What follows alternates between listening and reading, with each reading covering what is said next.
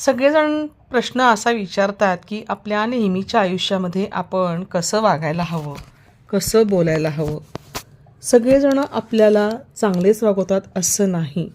बरेच जण आपल्याकडनं काम करून घेतात, परंतु नंतर मात्र त्या कामाचं अजिबात मोल ठेवत नाही आणि त्यामुळे कुठेतरी आपलं मन दुखावलं जातं.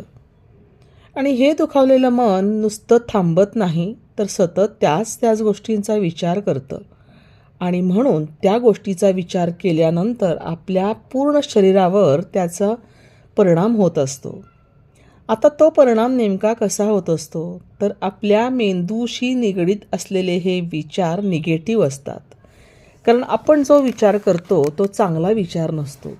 आपल्याशी अमुक एक व्यक्ती असंच का वागली किंवा आपल्याशी अमुक एक व्यक्ती तसंच का वागली, ही व्यक्ती मला असंच का बोलली, मी एवढं चांगलं वागते तरीसुद्धा मला असेच अनुभव का बरं येतात, असे अनेक विचार आपल्या मनामध्ये येतात. आता जर आपल्या वयाची आपण 50शी ओलांडली असेल तर असे विचार करणं आपल्याला नक्कीच घातक आहे. कारण अशा विचारांमुळे आपल्या चेहऱ्यावर, आपल्या शरीरावर आणि खास करून आपल्या मनावर खूप वाईट परिणाम होतात. बऱ्याचदा असं होतं की आपण विचार करतो तेव्हा आपल्या लक्षात येत नाही आणि त्याचे जे परिणाम असतात ते मात्र आपल्याला नंतर भोगायला लागतात.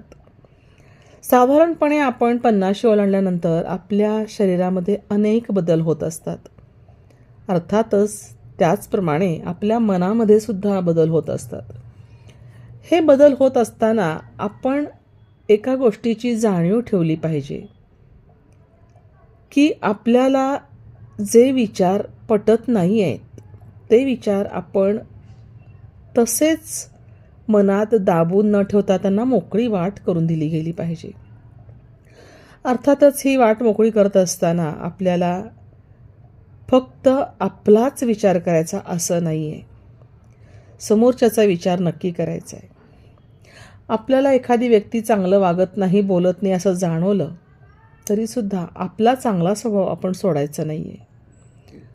एक गोष्ट इथं नक्कीच मला सांगावीशी वाटते की वयानुसार आपल्यामध्ये जसा जसा बदल होत जातो तसा तसा आपल्यामध्ये शारीरिक बदलमध्ये सुद्धा खूप फरक पडत जातो.